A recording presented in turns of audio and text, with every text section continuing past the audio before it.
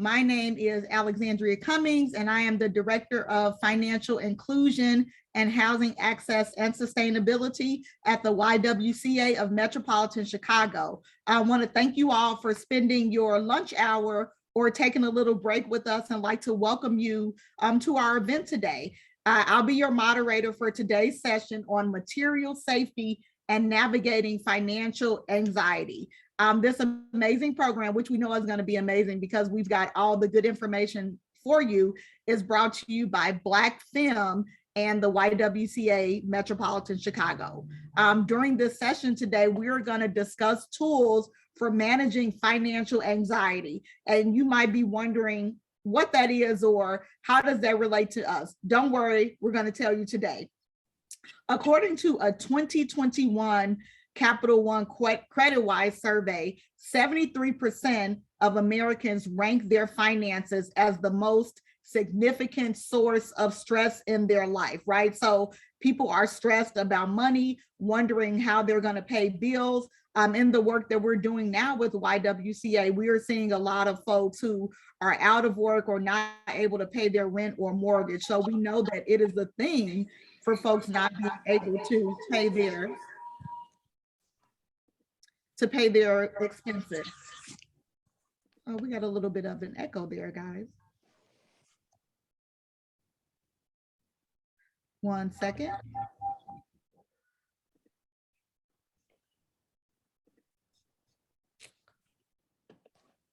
Right, so folks are struggling. Couple that with the stress and uncertainty of the pandemic, right? Folks are worried about not only their financial health, but their physical health. So if you couple all that together, I think it is safe to say that financial well-being is also something that needs to be addressed along with our physical health. And I know that was heavy, but I got good news, right? Because everything is heavy, so we need a little levity. The good news is that today we're going to discuss tools that can help you navigate through this rough financial terrain. We're going to talk about things like budgeting, credit, and reducing your debt, which I know that some of us may have a little debt, right?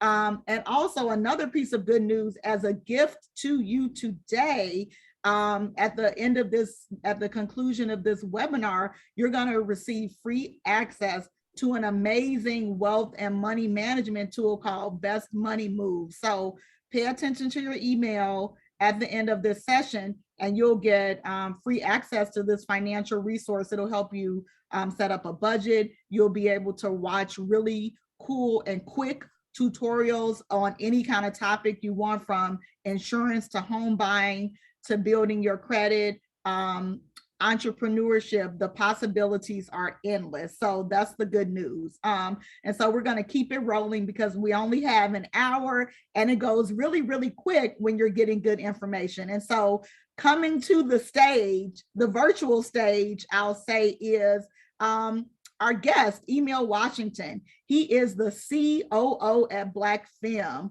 So Emil, I just want to welcome you today. Thank you for being with us. And I don't have his bio, but he told me to say that he is that dude, right?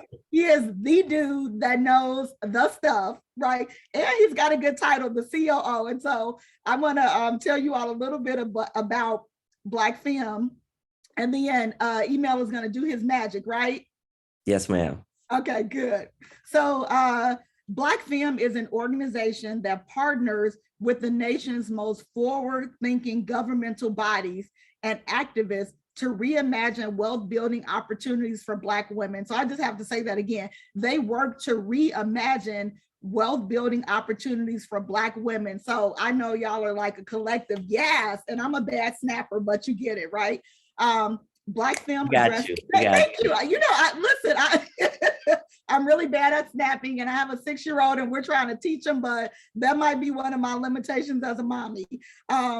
Black Femme addresses key areas of influence: cultural institutions, education system, policy making, and families, right? So it's not just about giving people the education, it's about breaking down the barriers and systems that contribute to financial anxiety or people being, or people of color, especially Black women, being excluded from building wealth. They also have a very holistic and really cool approach that when I first read it, I was like, wow, right? How they heal financial trauma. And Email's going to talk a little bit more about that. And so with all the things they do, their goal is to nurture more lives and maximize the impact for the long term. So Email, just really excited today to have you here. So welcome. Thank you. Thank you for that great introduction of myself as well as the organization. Thank you all for being forward thinking and jump starting the year, excuse me, with this series as we all are, waking back up, but also understanding that, because of COVID and prior to COVID, we're in such a unique time in this world. And so there's no greater time than now to really talk about how we move from where we were to moving forward and dismantling a lot of myths. And so I want to thank everybody for joining. We want to make this as engaging as possible. This is not technology, it's always fun. I'm trying to access the chat, but we have the chat available. Jasmine, who also works with me, and Chloe McKenzie, who's the founder, will be monitoring the chat. So please feel free to drop any questions, comments at any times. We want to make this as engaging as possible, even in the virtual space. So first, we are effective wealth generators, right? Like as people, we build and have the ability to create wealth. What we are not as effective as is generating that wealth for ourselves.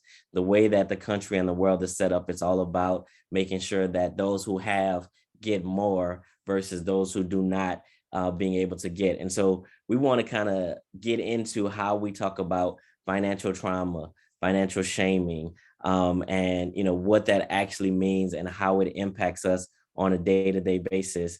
And so today we'll talk about going back to the basics, budgets, right? And how budgets are simple, but also very complex at the same time. And to sometimes they can be a dirty word, but we have to understand that there's an art to making a budget. And so we want to learn more so about how this can reflect our socioeconomic realities, how to manage it in a stress-free space, and how to really get into understanding budgeting, banking, credit, borrowing debt, good debt versus bad debt, and just understand what it means to also have material safety and how that plays a factor. And so let's go ahead and jump right in. So I don't know if this is working for you all. We have a poll where we just kind of wanted you all to describe budget in one word. For those of you who do have access, you can text BlackFem, BLACKFEM to 22333, or you can go to polev.com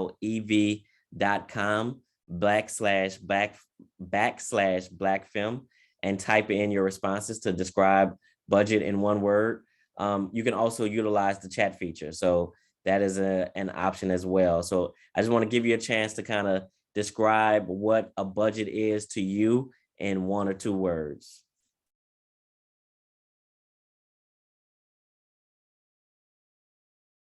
I see discipline, hard, foundation, structure, organization, planning, balancing finance, balance, financial plan guidelines.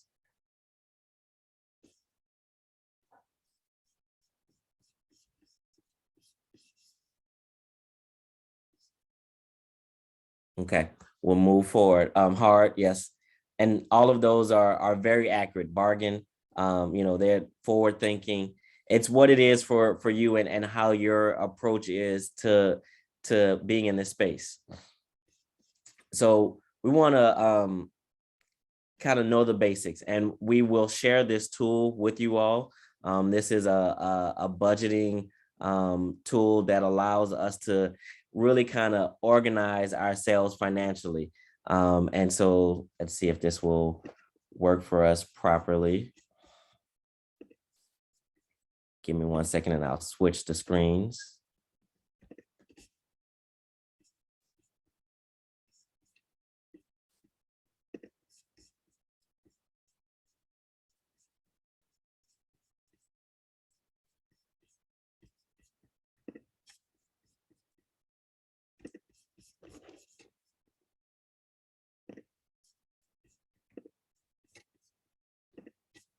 All right, so here we go. So with this, we want to kind of get into like how you're making a budget, right? And so there's your fixed income, and you need to determine what that is, or excuse me, your fixed expenses. And then your next step is actually figuring out what is coming in and what's going, right? Like, so where's your money going versus how often do you have to spend out that money, whether it's on a monthly basis or a weekly basis. And then your last is really figuring out what actually is your monthly income, right? Like your annual gross salary. And then you want to get into your take home pay before taxes, after taxes, your benefits. And then that's where we really get into how we're going to build out the budget. Again, we're going to send this out so that you all can play with this later. So I'll move back into our presentation. And so for that, some of that vocabulary is your income, right? The income is the amount of money that is coming in, whether it's on a daily, weekly, or monthly basis. And that's the set income. So if you have a job that pays you a salary, that will be your income. Your fixed expenses will be things that don't change. So your rent or your mortgage, your car note or insurance, or things that you know you get on either a weekly or monthly basis. Variable expenses come into place, and those are things that vary, right? And so they're going to vary based off of, unless you're very stringent, your gas may be a variable expense, or how much you're spending on groceries, or if you're buying clothes and how often you're buying clothes. Those are variable expenses. And then you have your discretionary income. The discretionary income is going to be money that's left over, that's not in your savings or in your, you have it in your checking, but it's not dedicated to a bill.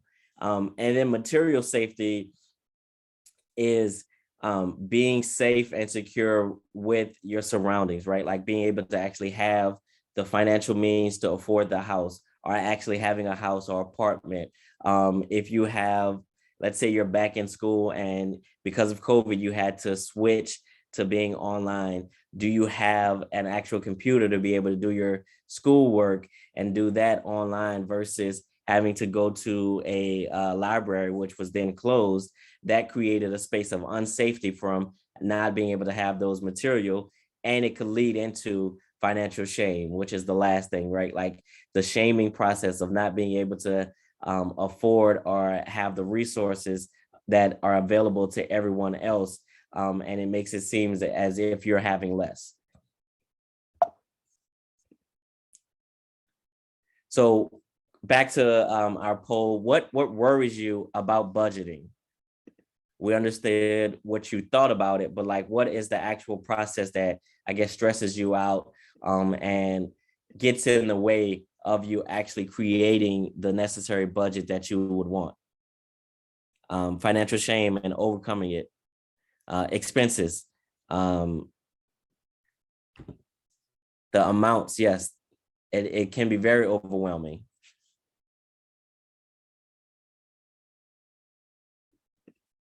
Any other worries about budgeting? Being repetitious, sacrificing, budget exceeds income, a harsh reality for many people, the restrictions it places on you.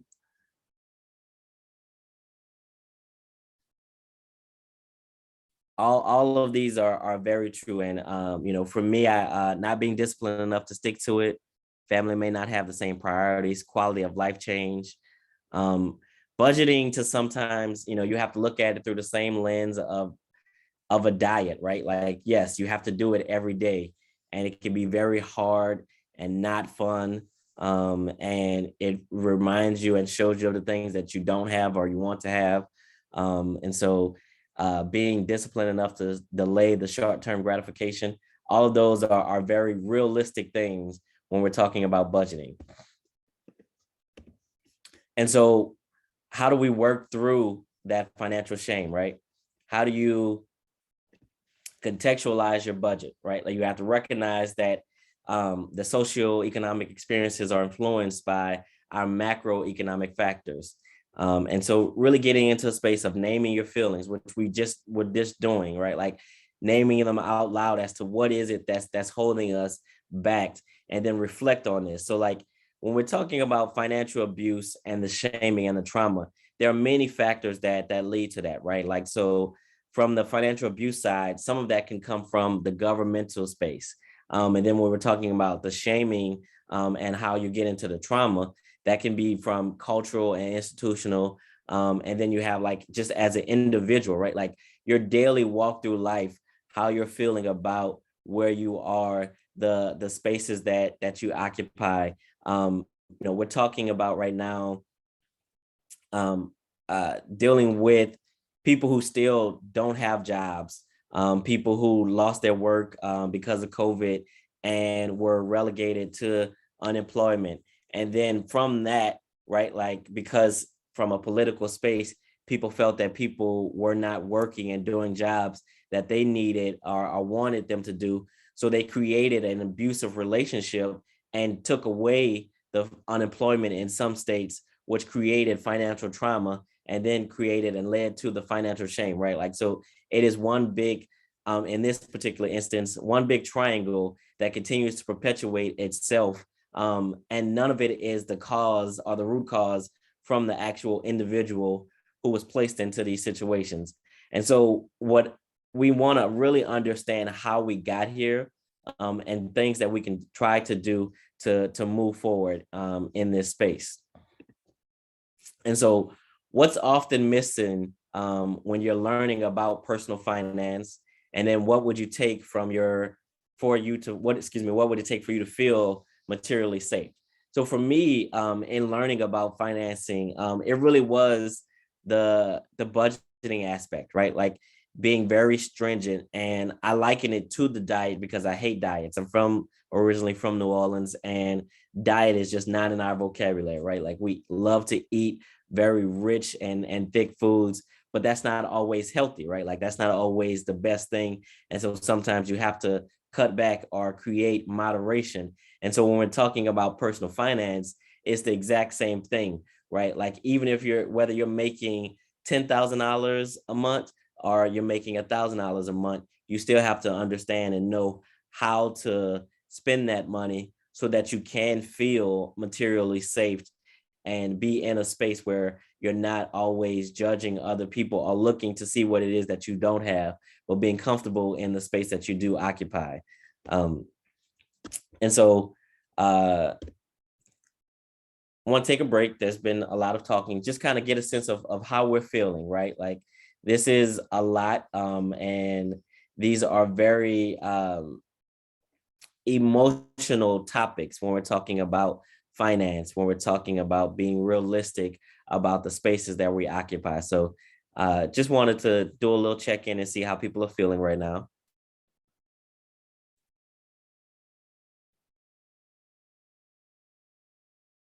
Triggered yet determined. Great.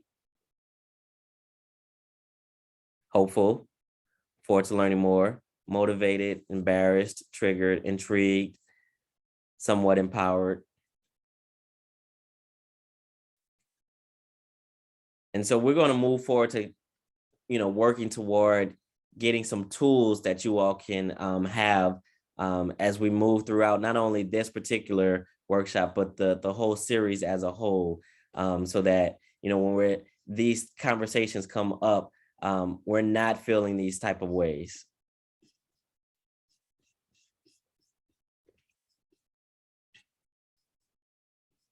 One second.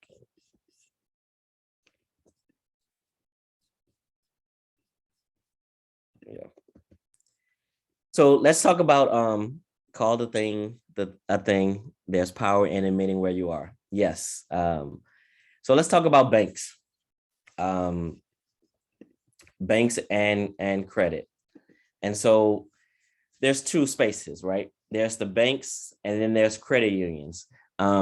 Majority of people put their money in banks because there's low interest rates. Well, not because of their lower interest rates, but because they're easily accessible. They have lower interest rates and they have higher fees, whereas credit unions have higher interest rates and lower fees. Now, credit unions, the challenge with that is, right, like they're not on every corner. They're not always brick and mortar, and the access to them is not as easy as it is in going to a traditional bank. And so that's where you kind of get stuck in a hard place. What they don't talk about with banks is overdrafts and how they have been crippling many people in often disenfranchised communities. And so let's look at, what actually happens with these institutions. And so all of these are some of like the major banks. They all charge overdraft fees. What you probably didn't know is they can charge you these fees multiple times throughout the day, increasing the cost that you pay.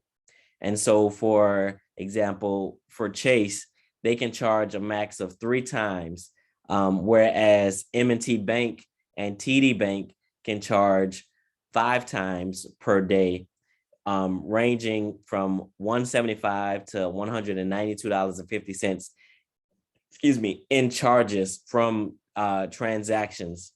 And so what they do is it's called debit resequencing.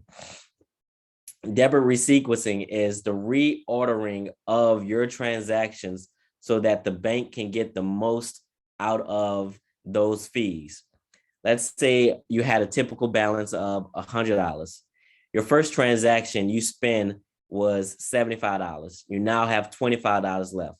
Then you spend and make another transaction and you spend the 25. So you have zero left. Your third transaction came in at 125. And so what should happen is on that third transaction would be the first overdraft fee. What typically happens is you have that same balance of $100. What they would do is they would take that third transaction, which might have been your cell phone, and they're going to run that because that was the is this what? Yes, this is why charges are often pending so long. They're trying to see if you have the balance to make sure everything goes through, and some go through before others. So let's say you had that same $100 balance. Your third transaction was that $125. They would then run that $125 first and immediately put you in the negative. And so you now have a negative balance of $25. So you have an overdraft fee of that $35. Then you have that other transaction that was $75. They bring that in, and now you have a negative balance of $100. And then that third one, which was $25, you now have a negative balance of $125, but you also have 3 overdraft charges of $35 each.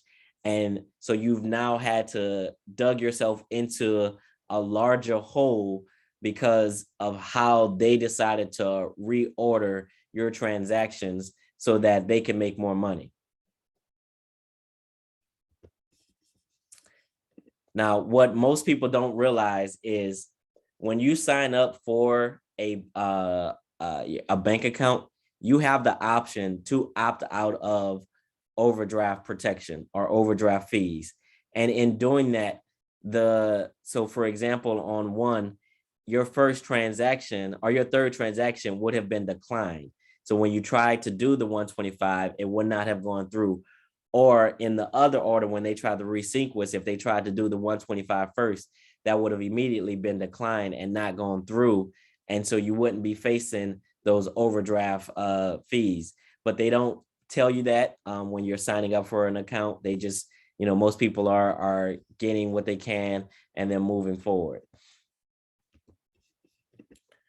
So now we're going to get into credit, which there's the good side, the bad side, and then there's the predatory, right? And how we view credit, and the space that we've occupied in credit scores being such an identifier and creating a bad misnomer, right? Like you can have $50,000 cash in your bank account, but if your credit score is between 550 and 600, you still can't get a credit card, right? Like you still can't do things, or you still wouldn't qualify for certain loans or certain things, even though you have the cash to afford them, because the way that the country is set up, it's based off of what your credit or your borrowing opportunity is, or how you would feel in a space of being able to pay something back. And so, it goes from very poor to exceptional. Most people live in that fair to good space when it comes to their actual credit score. So what's actually in a score, right? And so what makes it up? It's 15% of the length of the credit. 10% is a mix of the credit. Then you have 10%, which is inquiries, right? Like you're dinged every time you apply for something.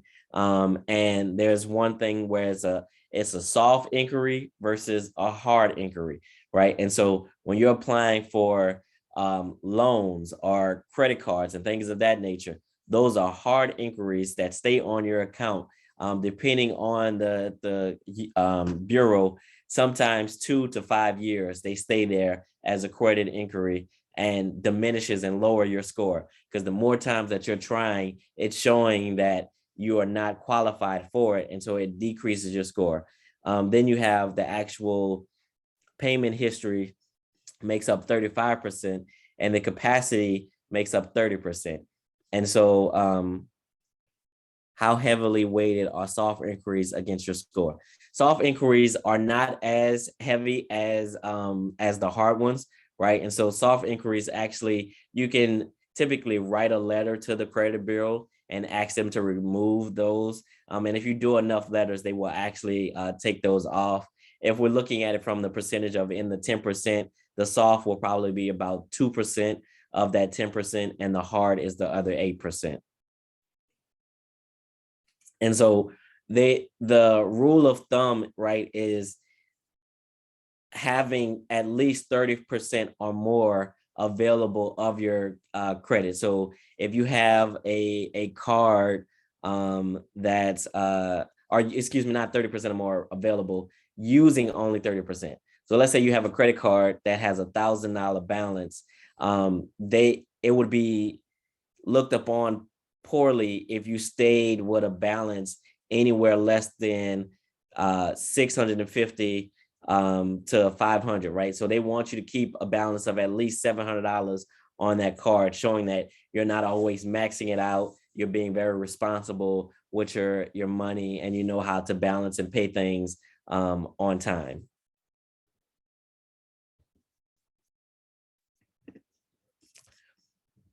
So next we want to talk about like the actual definitions that we've been talking about, right? What does it mean from a space of financial trauma?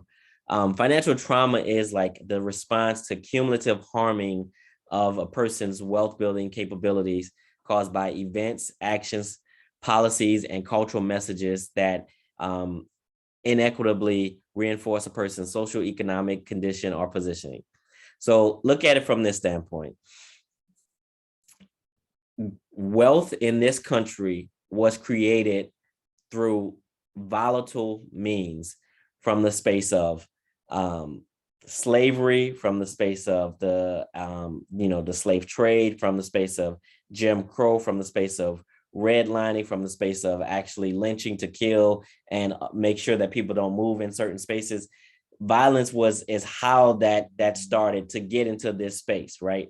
And so from that, understanding that all of those events is what led us to where we are by creating spaces from stealing, and then removing the ability for people to increase their own wealth building capabilities.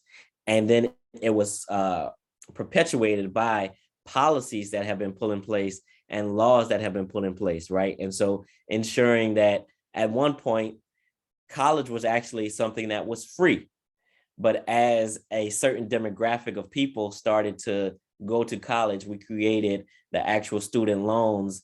And if you remember or not remember, if you paid attention last week, there was a lawsuit that came out against Navient because they were predatory lending on certain communities between a certain time period in the early 2000s, charging unnecessary fees and ensuring that people would never get out of their debt. That's trauma that creates generational curses. And so that's what we're talking about when we're mentioning financial trauma. The next would be, see how I want to go. I'm going to go to financial abuse, right?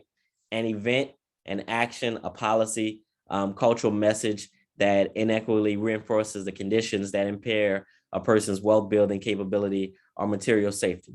And so financial abuse will look like in the form of, we're talking about quote unquote essential workers in 2020 were deemed people who either were in the medical field and on the front lines, or even people who were taxi cab drivers or working at grocery stores. But we're also at the same time not creating spaces for them to get healthcare. We're not increasing their work wages. We're not creating conditions for them to have livable wages or afford actually the apartments that they're living in or the houses. And so that is a form of financial abuse, right? Like in one breath, we're saying that you are, deemed essential. In the same breath, you're not essential enough or you're not valuable enough for us to protect you. And that leads into the material safety, right? And understanding and inner knowing that you're assured protection from those financial trauma, abuse, the shaming, and economic insecurity. And we've created spaces where people are lacking that material safety. And so that was on full display during COVID, while we're still in COVID. But there were certain communities, right? Like if we look at the Beltway or the down south, right, and the Bible Beltway, when we moved to for schools, the online and virtual spaces, a lot of those households did not have the actual bandwidth or broadband rather access to be able to have their students online. They don't have the actual resources available to them. They're not in classrooms where they're using computers. And so to then move them and not have a space where they were taught, it created the insecurity, creating the shaming and the abuse. And then that leads into the financial shame, right? So now you're dealing with families who you may have known that you did not have what others have, but now it's on full display when you're having to borrow from family members or friends devices, right? To be able to just do your basic needs, or when jobs require you to now work from home, but they're not providing you the equipment. They're not providing you with the monitors that you have or the computers, right? And so it creates a psychological impact. And so all of these things have been something that are rarely talked about. This is a lot from our founders Chloe's research and how we got here, and the ways that we need to move forward to really dismantle this space and this pipeline. And so that I know was a lot. So I'll pause if there's any questions or comments along any of those terms, or looking to get a better understanding.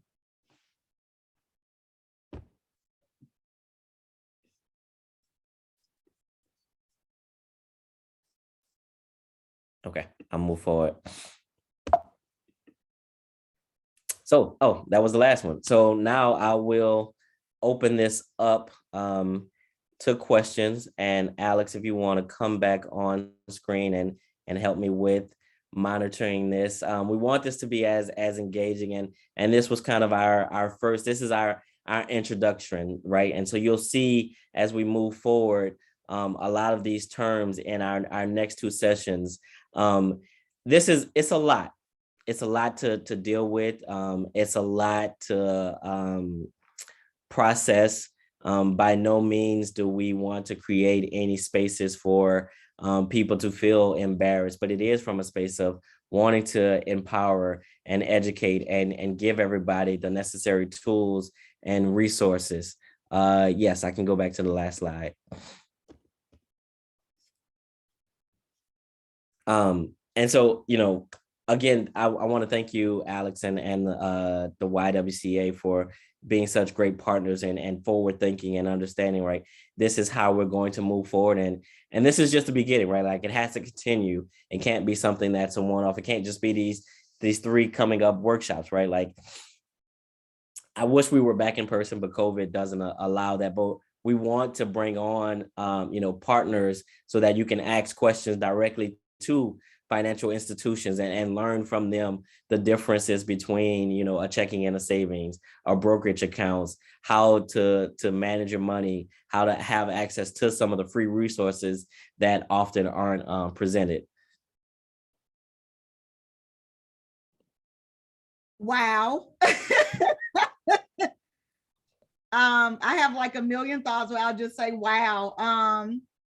Yeah, but after that, I'll say thank you. Thank you for this presentation. I told y'all I was going to be good. So he's that dude. I am really just, again, thank you for Emil and Black Film for sharing this information with us. I think that having been a financial coach for a while, and having been an insurance agent, right, and all those other things, I feel like this is in my financial planning practice, I spend a lot of time talking to people about emotions around money, right? And so what you all are doing is groundbreaking, right? I feel like you can have all the book knowledge, right? Like, you can have all the practical knowledge about financial planning, investing, insurance, and all that. But if you can't tackle your mindset and some of the deficiencies around it, right? Whether it's you're coming from a place of lack, right? Or feeling like you don't deserve it, it almost doesn't make sense how much money you get, because the cycle is going to continue on. Just think of like a snowball, right? A snowball just rolling down the hill. It's going to continue to collect snow, right? And then you end up with this big old thing. So I'm really happy that that you brought this to us. And also, Emil, I feel like I want to talk to you after this, because as I think about, the work that we do, like, it's so powerful. There is not just, and I think when you talk about financial shaming, right, it's not just cut and dry. It's not get a job, go to college, save your money, do those things, because there are so many barriers along the way. I even think about when I started out, making money and, bouncing all the checks back in the day, all of that. and I was a finance major, right? So I could calculate the APR on what I was doing, but it didn't connect to me. Why? Because nobody had taught me about it. And so we were left out of the conversation, and all the lessons I had to learn about money were really, really hard and costly. And so the fact that you can nip it in the bud right now is just really amazing. So I'm super excited, but let's get to the chat, but go. Yeah. I think you're going to say something. Well, no, I mean, just even from that aspect, right? Like, we don't even talk about checks anymore, right? Like, and how to balance, right? Like, thankfully, my mom was an accounting major. She did a lot of people's income taxes. So I had to learn very early on, and she got us checkbooks when we were in middle school and high school, to just understand going in, like, how to calculate your balance and know what you actually have, right? And so, but we it's just, everything is so digital now, we've lost some of those aspects in that. But yes, I do want to get to some of the things in there. And I see it. You still need to do that, right? Though part of the way that, if we go back to the slide where you calculated the overdraft fees, right? Part of the way that, and again, there is a thing about not having enough money to pay your bills and things like that, right? Period. Also, the way that banks and other financial institutions are able to kind of get by and, do those things to people is because we don't balance our own checkbooks, like, I mean, virtual checkbooks, right? Like, yeah, you can look in the app, but you should still know how much money or working capital you have, to pay your bills on a regular basis. And my husband clowns me all the time because I'm like, okay, this is coming out and this is coming out. But I'm like, if there is a bank error or some, theft on your account, you won't know if you're not responsible for managing your own finances, really kind of down to the penny. Literally, I check my account every day. That's the first thing I do. Because I just don't trust people and I don't trust technology. Yeah. So you have to be diligent. But I do want to get to some of Yeah, these. and here's one question. So, can you talk about the differences between a checking account and a debit account? Yeah. So what a for in this particular aspect, right? Like a checking account is going to be your basic account that a bank will try to offer you, where you will be able to put your money in and be able to withdraw it at any time. That's where you would get a traditional debit card, right? And so you have access to make deposits, to make withdrawals, and that's where you would have like those overdraft spaces. Versus there's now spaces where it's just debit cards, right? Where if you have a job that will pay directly to that debit card, and it allows you to have access to the modern technology, because not everybody technically qualifies for checking accounts. With a checking account, you can be denied access to having a checking account. Even if you have money, if you don't meet certain requirements that the banks have set forward, whether that's credit, whether that's past history with other banks, they will not trust you to have your money in there because they're going to think that you're not going to balance it well. Versus with a debit card or a debit account, it's the money that you have access to that, and you don't have the same type of requirements that are needed, but you don't have the same flexibilities, but you are able to make purchases, right? Like you can still use it. It typically has a partnership with either MasterCard or Visa, which are the main two entities that have those. And it allows you to do major purchases such as, buying an airline ticket or something of that nature. Right. And speaking of that, before we move to the next question, finishing that question. So YWCA has an amazing program that we just started. It's a debit card. It's called the Respect Card. And so it is created for folks who, just like Emil, you said, who have been not able to be qualified for a traditional bank account, or maybe they don't want a bricks and mortar, a relationship with the bricks and mortar financial institution. So the Respect Card allows you to build your credit with through expenses you're already paying, like your rent. It can record on-time rent payments for folks as a way to boost their credit. And so if you could pop that in the chat, so that's a resource that we have. Another question is, are credit inquiries only weigh negatively on your score if you get denied, or is it a general negative impact? Unfortunately, it's a general negative impact, even if you're approved, because what they're still looking at is your debt to income ratio. And so let's say you open up and you get approved for 5 credit cards all at the same time, right? And so now let's do all of them at a $5,000 balance. You now have an opportunity for $25,000 worth of debt. And so what they're looking at is, can you afford this type of debt if you maxed all of those cards out? And while you may have been approved for $5,000 on each, you really only make $75,000, right? And so making $75,000, which is not your real income, because after taxes, you're only bringing home, possibly being fair, maybe 60, and then you actually have your rent and you have other expenses. So while it doesn't have the same as a denial, it still has a negative impact because it's all being factored into how you are being judged as a person on the credit. It would be, whereas it's more beneficial to increase your line of credit on one card versus opening up a new line of credit, because you also want to extend and continue to have those relationships and increasing the length of that credit is looked upon more favorably than if you opened up a new account. Thank you. So the next one up is, do you have any resources that can support the development or cultivation of a sense of material safety? That's a really good one. That's a good question. I believe we do. I'll defer to Jasmine, who should be in there. And you know, as we go through these, we can definitely share materials with you all, Alex, and we can share you know, for you all to do however you want, a book, Chloe's book, on all of this, right? Like breaking all of this down and giving people actual tools and tips, as well as exercises on planning out around financial shaming, the trauma, material safety, and it has guides and everything like that. So we want to make sure that we can give out as much information as possible.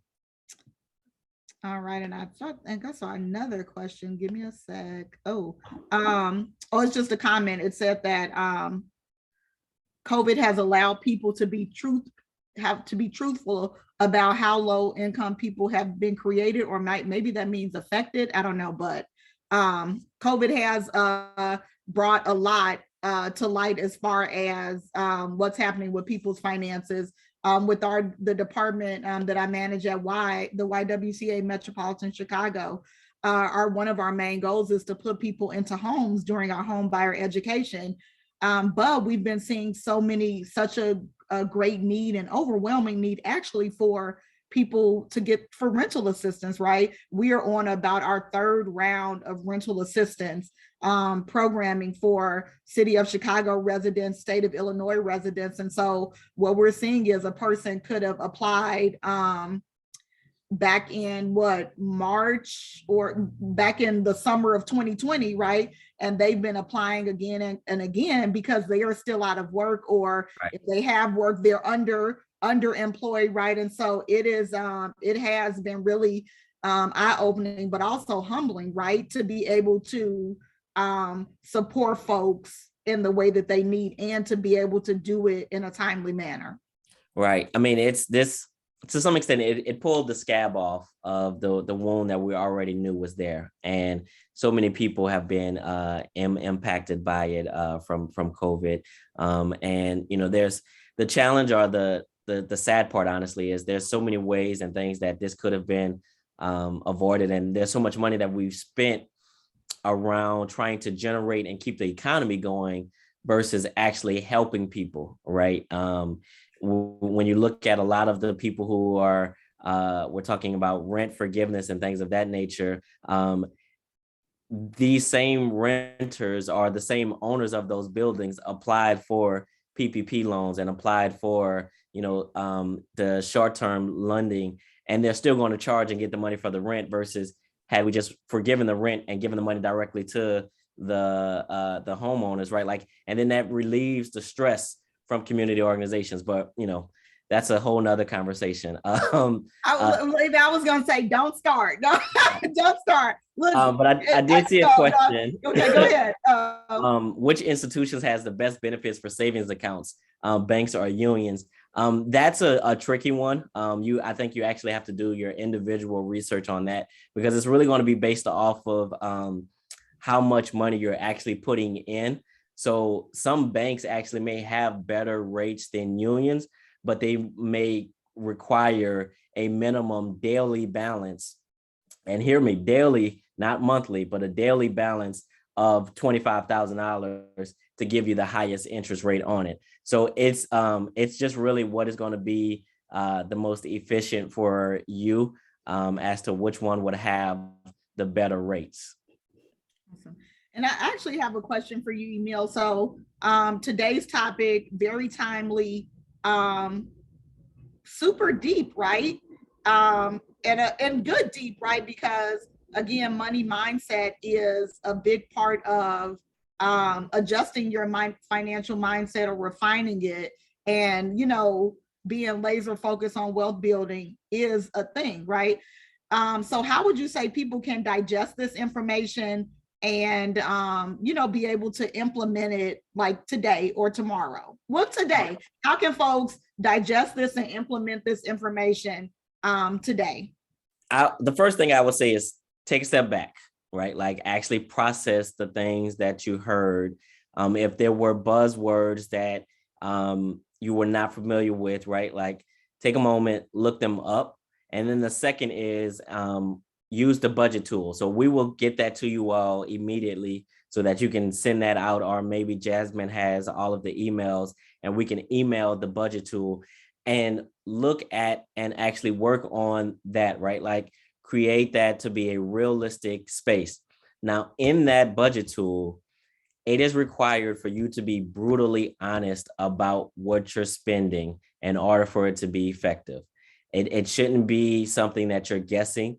So even, I guess, before you even get there, look at your bank statements and look at what you're spending, right? Like, and don't look at last month. Go back from the last 3 to 6 months so you can actually get a better picture of your history of spending. So you can see what were things that was discretionary versus what was your actual fixed expenses and what were things that just randomly popped up. And that will give you a space, a better way to be able to sit down and really understand what some of these terms actually mean and how you can go into these next couple months being able to get your budget together and figure out, okay, I know I'm going to make this amount of money.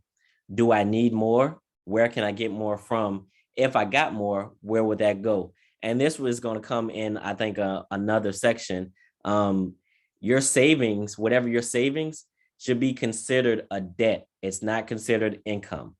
And so that needs to count against your income so you can have a better sense of what's going on. Yes, right. Pay yourself first, right? We pay everybody else, give ourselves some money. And so Email, I just want to thank you again for giving us the insight and for giving folks tools that they can use to relieve some of the financial anxiety that we have. Also, I just want to echo what you said, that, right? It's not just about the webinar is the start, right? You got this good information, but you also have to do the work, right? Your financial situation is not going to change magically. You got to sit down and do the budget. So get your bank statements, as he said. If you are a pen and paper girl like me, a little bit old school that way, you can print out your bank statements, right? Or you can download them, or some banks you're able to download your expenses into an Excel worksheet, right? And so you can sort them and do all kinds of cool things. So don't let this pass you by. Jasmine also saying in the chat, you can access the PowerPoint, the budget tool, and recording at the link in the chat. Just one other thing, part of the work that we do at YWCA Metropolitan Chicago is we have amazing partners like Black Femme, but we also have financial counselors that are paid to help people with their finances. And so if you need a little push after, with getting your budget, or you need some coaching, definitely reach out to our financial inclusion and housing team. You can go to our website, ywcachicago.org. If you drill down to financial inclusion and housing, there is a form there that you can complete to meet with a counselor so that we can keep this this learning going, right? Because we know that folks need multiple interventions. Also, everyone attending today's workshop will also get an access code to be able to have a free membership for Best Money Moves, and this can help you with financial stressors. This is a free service that YWCA employees get, and we are giving it to all of our participants today. We also have another session coming up, right? This is session number 1 of 3. So the next session is going to be Tuesday, January 25th. And the topic of that session is going to be building wealth in the age of COVID. And then our final session will be on Tuesday, February the 1st for activist investing. So again, use the link in the chat to register for those sessions. And again, just want to thank you again, Email, for your partnership, for your expertise. I told y'all he was that dude, right? And so just want to thank you. And I don't know, Jasmine, if you wanted to add anything, or if we're good to go, we might have just given you all 4 minutes back for your day. Yeah, Jasmine has been great. She's put everything in the chat. So the link to the respect card for those who are interested is in the chat. The link for the to the Google Docs for the spreadsheets, for the PowerPoint, the budget, and the recording will be. It takes a while for Zoom to process it. It'll be up later. So please take a moment to grab those links. And we just thank you. We're looking forward to continuing this partnership. You all make sure that you bring somebody back. We want to see these numbers double by next week, and continue to build upon this. The only way that we can do this is sometimes being comfortable with being uncomfortable and pushing ourselves beyond spaces, because at the end of the day, a lot of people who create and live in predatory lending don't want us to have this information. So we want to make sure that we share this as much as we can.